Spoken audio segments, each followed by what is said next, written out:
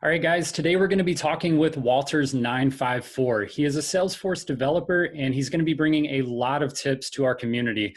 We mainly talk about being freelance administrators or being Salesforce administrators in general, because personally, I don't know a lot about development, and I'm pretty outspoken about that being a gap in my professional development, is that I've never ventured into the development space. So while I work with a lot of developers and I sort of know a lot of the concepts, being an actual developer is not in my wheelhouse. And that's why we're bringing on Walters954. He's going to help us understand some of these concepts and how we can build that into our professional development. So with that, welcome to the channel. Hey, thanks for having me, Brad. Super nice to share with the community some of the little experience that I have, and especially on the freelance consulting side, which I have some experience with, and I think it's super important for people who are getting into the Salesforce ecosystem or want to live that freelance lifestyle. Get a little bit of a taste of what it's like to do development and just freelance Salesforce consulting in general. Yeah, excellent. I think that's awesome. So let's start with, if I remember correctly, you are a consultant, right? You work for a consulting firm. And so talk to us a little bit about that. Like, how did you start your journey into Salesforce and then end up where you are today, which by any standards, being a Salesforce developer for a consulting firm is considered sort of, a pretty amazing achievement. So let's talk about how you go from, being no one to being a developer at a consulting firm. Cool. Yeah, so I started out my career in Salesforce as an internship down here I live in South Florida. So I interned at a company that had Salesforce, had no idea what Salesforce was. I was going to school for computer science, so I had a bit of a programming background, and then the internship kind of introduced me to Salesforce administration and then into development once we hit a couple roadblocks. And from there, I continued to build my skills, work as an in-house developer at a few different companies.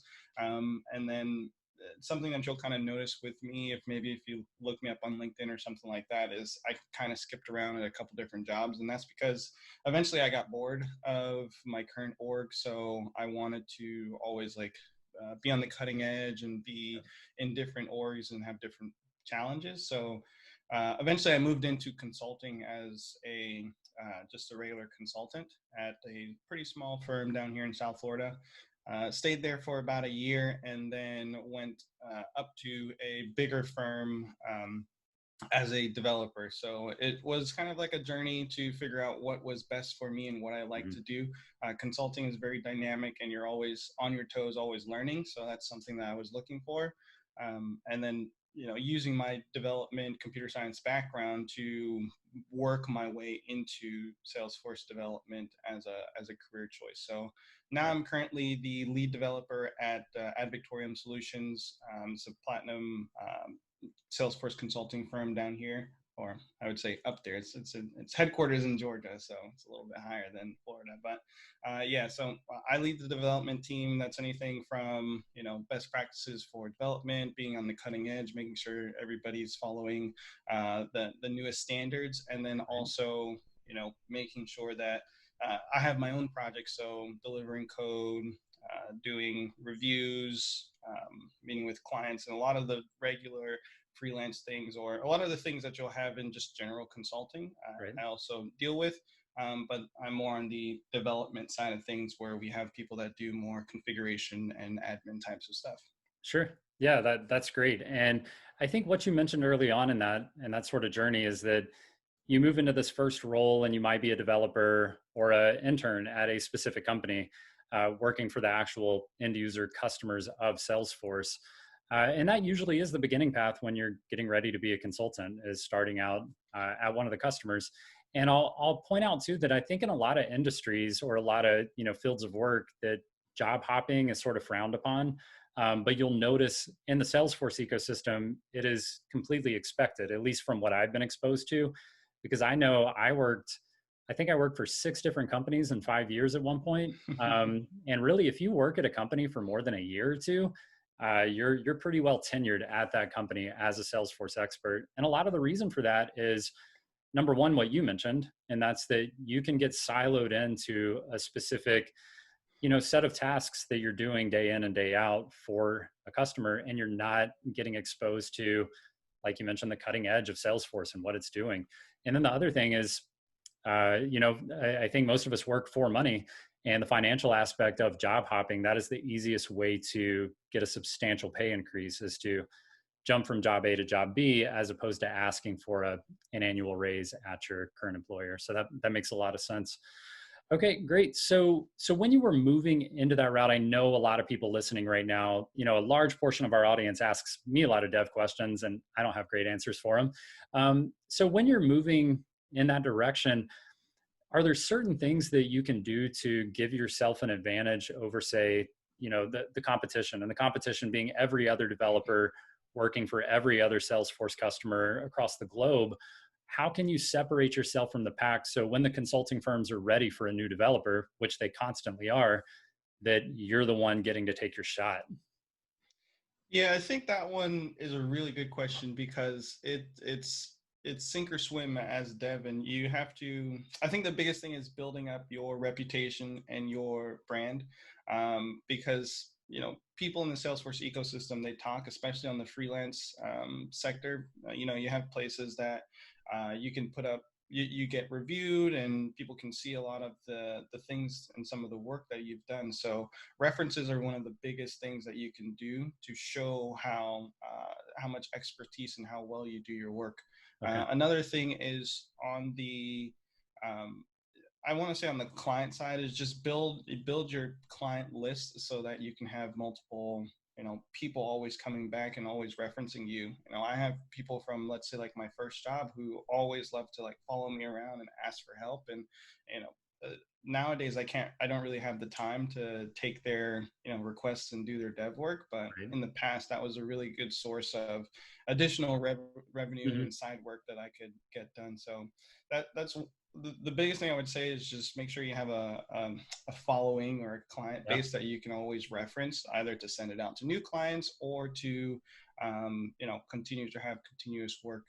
And then the last piece of that is just communication skills. Everybody can do dev work after a certain point. Hmm. You need if statements, you need to write triggers, you need to do all that stuff. But being able to communicate directly with the customer and figuring out, their preferred communication method, so that you're always ahead of any problems, you're always on top of anything that they need, and then going above and beyond. Sometimes that helps Yeah. solidify you as the gold standard as a developer.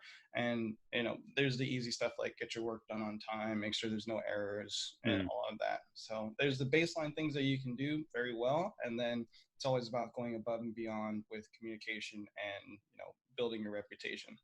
Right, right. Yeah, I think that's spot on, and that goes for anybody. If you're a developer, not a developer, anyone else, you have to constantly keep an eye out for what your customers need, what they're asking for, that they're not, communicating effectively and staying in front of the curve for them.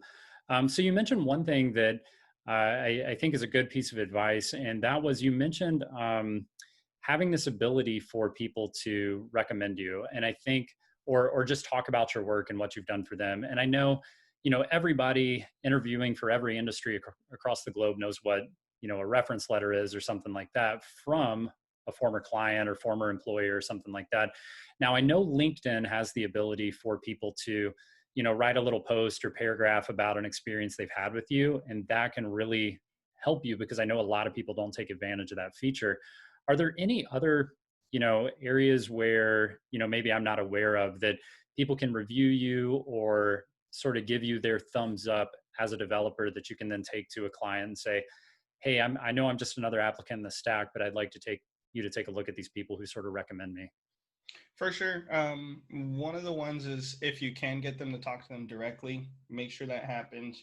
I've gotten rave reviews just by getting two clients together that Okay. say, here's the work that's get done, or figure out a way to showcase your work. You may need to, let's say you did a really cool Lightning Web component on Mm-hmm. a specific client's org. It may not be correct to just show that to your new client, but Right. you can replicate that in your own org and Okay. show it off in, some sort of portfolio type of way.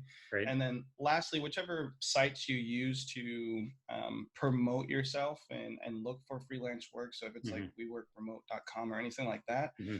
make sure to get the reviews in by the clients or the projects that you've completed. Right. That goes a long way. Make sure you're building up 5-star relationships, and you're not just going for the bare minimum of type of work, because you'll easily get filtered out when customers, they're only clicking for 4 stars and above, or five Okay. stars only. So definitely keep an eye on your ratings, because that goes a long way in how visible you are to clients. Right. That's perfect. All right. Excellent. So I think that gives people a huge leg up in understanding whether they want to be freelancers or full-time consultants at firms, or maybe they're just working for specific companies applying for a different job. I think everything we've talked about up to this point is highly applicable to all of those situations. So let's move into something you touched on just a little bit, and that is specifically freelance or independent consulting. And so this could be a full-time thing that you're doing, it could be a part-time thing that you're doing, or you could be working full-time for an employer and just what people call moonlighting or having these side gigs on the side. So you talked a little bit about client development, which is something you need to be thinking about even at your first job. And you talked about developing those relationships that can carry you forward so that maybe you're on job number 4, and you've job hopped a little bit, but you never want to burn bridges with those previous clients, because they could be coming to you, and they very likely will be coming to you because you're an expert on what they have built in their platform, and you want to be able to support that even when you move forward. So I think that's definitely some amazing advice for moving into doing some freelance work. Do you have any other quick tips or pro tips for people who are, they're just at the beginning of trying to develop some type of side gig situation with freelancing? What are some ways that they can generate some freelance work and find some clients? Maybe it's specific to dev work, or maybe just in general. Yeah. I think a really good one that I know you promote is to start small and to, give little tidbits. So like a discount or something like that. Hmm. So you'll start out by saying, okay, I'll do this work for half price, just so you can get your foot in the door and see what I can do. And from there, you're building a relationship. Yes, you're taking a hit up front, but when you continue to grow and build that ongoing relationship, that Hmm. will be, more work than missing the client altogether. So that's a big one. I am heavily a proponent of, is to discount your services, just so it's like a trial Hmm. fee, so that the client can see what you can do. Sure. The other one is to really make sure that the first impressions are everything, Hmm. so make sure that you're setting that bar really high, and so that you can continue to build that client base and build your client list. The next one is, be willing to, I would say, go above and beyond your initial scope of what you're working on. Okay. So maybe you're only working on a Lightning Web Component or some sort of automation that you need to build, but definitely keep a backlog of things that you notice that you can bring up with the client to say, okay, I've fixed this and I finished this, but I also noticed that your workflows are firing incorrectly, or Mm. your reports aren't going to run correctly now that we've made this change. So Right. it's really about having the forethought and understanding of the platform. And for people that are just starting out, they may not have that just yet, but Mm. you're able to, as you continue to progress and build along, poke around and see what you do understand and where you can go from there. It'll really help to build your relationship with that client, and hopefully have a really long, engagement with them Sure. as you go forward. Yeah, I think that's all spot on. All right, so I know, because we've talked offline a little bit about this, and I know that this is huge, and I think this is specific to developers. And so what I'm talking about here is developers working with people with non-development skills, so typically Salesforce administrators who need development assistance. So that's exactly the ballpark that I've worked in for my entire career. When I was at the big consulting firms, I always had to have a developer on my team for the development tasks. When I went into freelance consulting, I had to have uh, other developers who were willing to do some work on the side to help me out when I had clients who needed development work done. So there's this relationship where admins need developers, but a lot of times it could be argued that developers don't need admins. So it could be argued either way, but I'll say Hmm. it's much more common that an admin needs a developer than a developer needs an admin. For sure. So so I think this is a special case for developers in that there's something there where they should be developing relationships with professional Salesforce administrators to sort of be their sidekick. And they could be the sidekick to 4 or 5 different Salesforce administrators. So, can you tell us a little bit about how you maybe develop those relationships and put yourself in a position to be the sidekick to be brought in on these development tasks? Yeah, that one is super fun because I love working with people. And when you have an admin on your team, and let's say you're working a project with them, I'll say it just to be kind of selfish, but you when you have an admin on your team and you're only doing, let's say, the development work, you're doing the hard stuff, or you're doing the interesting stuff to you because you're a Mm-hmm. developer. So you don't have to, let's say, like create objects or anything like that. And that's the complex piece, at least in your mind, is the development aspect of it. So I love having that symbiotic relationship Mm-hmm. with admins. So when you're first kind of starting out, or when you're trying to build that relationship, I found a really nice way to do that is to either meet with with local people. So get to know some of your freelance admins in your Yeah. area, which that may just be your local community group, or showing up to some sort of Salesforce event. But Right. the biggest factor for me is just like meeting them any way you can. Mm-hmm. So that's getting in touch with them, let them know your intentions, and you don't have to be blatant about it. You could just say, Mm-hmm. you've done some freelancing and you're a dev, and maybe that kicks off the conversation. Right. And then another really good way that I've found is just to see who else is doing freelance work in kind of your area, or that Right. may be in your kind of your skill level, Sure. because then you can kind of piggyback off of each other's skills, and continue to grow that specific relationship. So if you get clients that need configuration work, maybe you send that to them and they send work over to you. So Mm-hmm. it can be hard at first, but a really great way is from LinkedIn or any of the other freelancing Mm-hmm. sites. Just look up some people that do freelance administration work and see if Right. they need a developer on their team. And Yeah. from there, once again, if you do good work, they'll continue to call you back and send work your way. Yeah, I think that's excellent. Yeah, in my freelancing guide, we talk a lot about how to find clients and how to do the work and how to manage projects. But one of the major questions that I get is, what if I get a project and the client needs more? And that may mean more in terms of, what if they want to implement Marketing Cloud, and I signed up for a Sales Cloud implementation and now they want to add Marketing Cloud, but I don't have expertise there. What if they want to do Pardot? What if they want to do Field Service Lightning?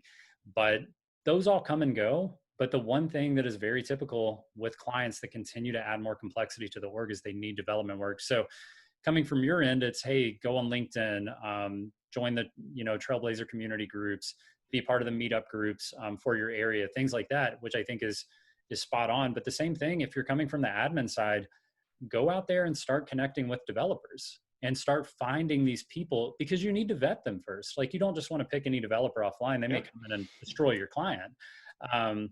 So you want to be able to vet these people and do things like, do you have an account on whatever freelancing site that I can check your reviews?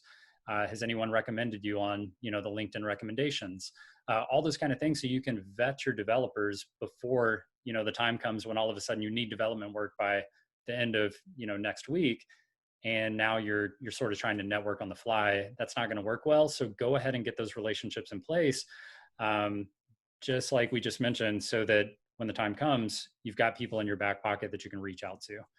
And the other thing I'll say there is, developers typically get paid more than administrators, especially in the freelance space. And so if you're getting paid $100 an hour to do freelance work, a developer might expect, say, 20% more, $120 an hour for freelance work. And I'll say don't be stingy with your relationships because this needs to be mutually beneficial. So if you're making $100 an hour and you need a developer on your project, don't try to take a cut off the top and pay them $80 an hour. At least pay them the full amount that you're getting paid because they're worth it. And if anything, go ahead and pay them a little bit more than you're getting paid. Take a small hit on those hours in order to develop relationships and actually bring people in who want to work with you. One thing I want to mention real Yeah. quick on that is on the payment pieces, bringing devs onto your team and having a repertoire of them as an admin means that you can now do more complex projects and bigger projects too. So that's where that, maybe you're taking a hit up front, but you're now able to bring in super hard or really complex, huge projects where you would need a developer on, and everybody's getting paid more at the end of the day. So That's it's right. really key to build that symbiotic relationship, have really good devs so that you can continue to grow your own freelance practice and build towards, financial freedom or whatever the Yeah. heck you want to do. Sure. Yeah, I think that is spot on. And I know a lot of people taking the freelancer course now are, a lot of them are interested in being Salesforce partners and sort of, that was never an interest for me to like level up and hire employees and do all these things because I had other hobbies outside of Salesforce. But if you want to continue to level up and truly grow a small consulting firm that may become something even bigger, you're going to have these symbiotic relationships to where maybe you can even talk to someone who's a developer and say, hey, look, I finally got enough work that I think we can do this thing full time because you're no longer making, $60 an hour, 120K a year. I can pay you 120K or $120 an hour where you only need 20 hours of work a week and you're going to make exactly what you're already making. So I know that's getting into the weeds a little bit, but there's something there, and developing these relationships is extremely important. So if you want to be a developer, let's say you're a nobody right now, you are interested in Salesforce. Maybe you've done some development work on other platforms. Maybe you haven't. Maybe you're going to school for computer science. Maybe you're not. But you want to be a Salesforce developer because you've heard it's a hot topic. Where do you need to get started? Like I know most people are going to know, okay, it's Platform Developer 1 certification is how I sort of get that first tangible goal to like build my skills.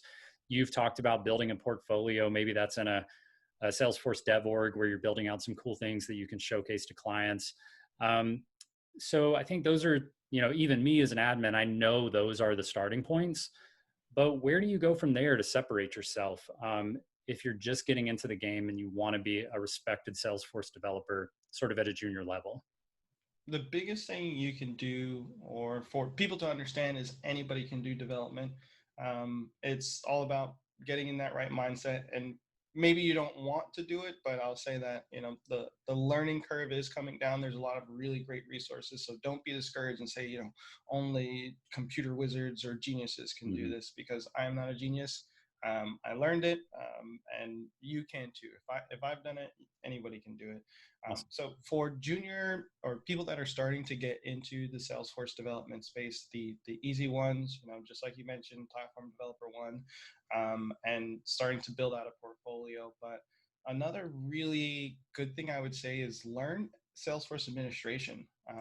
So maybe getting your admin certification, but it gives you that foundation of what Salesforce is, what the admins are doing, so you don't have to rely on, let's say, an admin fully for some of the easier tasks, create an object, create a field, that kind of stuff. Right.